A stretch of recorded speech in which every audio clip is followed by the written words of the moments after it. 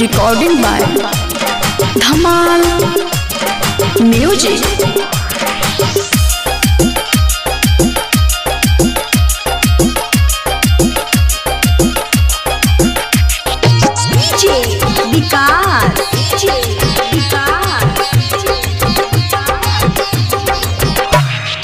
मटियार कला सीतामढ़ी मटियार कला सीतामढ़ी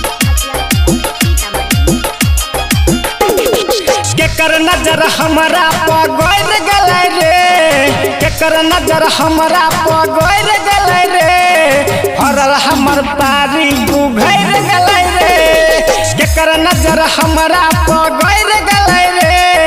फरल हमर पारी उघैर गलै रे उघैर गलै रे उघैर गलै रे उघैर गलै रे उघैर गलै रे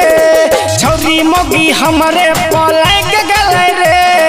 छौरी मोगी हमरे पलैक गलै रे फरल हमर पारी उघैर गलै रे केकर नजर हमरा पगैर गलै रे फरल हमर पारी उघैर गलै रे उघैर गलै रे उघैर गलै रे उघैर गलै रे उघैर गलै रे उघैर गलै रे उघैर गलै रे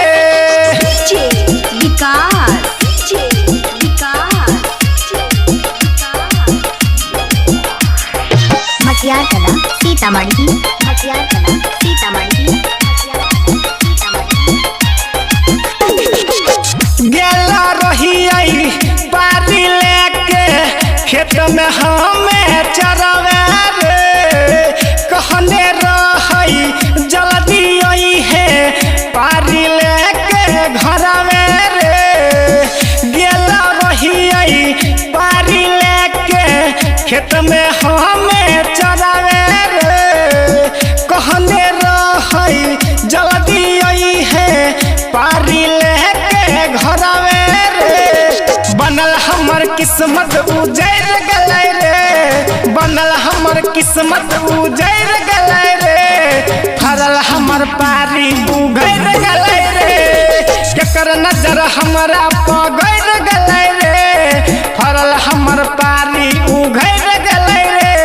उघैर गलै रे उघैर गलै रे उघैर गलै रे उघैर गलै रे उघैर गलै रे उघैर गलै रे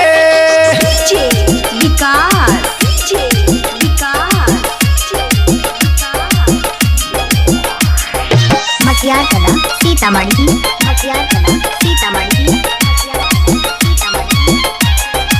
ई लगाई के तीन बेरी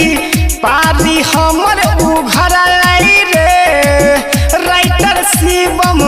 जी के अभी कुछु नहीं बिगड़लै रे ई लगाई के तीन बेरी पारी हमर उघरलै रे राइटर शिवम जी के अभी कुछो नहीं बिगड़लै रे प्रेमी राम कुमार त संभल गलै रे प्रेमी राम कुमार त संभल गलै रे फरल हमर पारी उघैर गलै रे केकर नजर हमरा पगैर गलै रे फरल हमर पारी उघैर गलै रे छौरी मोगी हमरे पलैक गलै रे फरल हमर पारी उघैर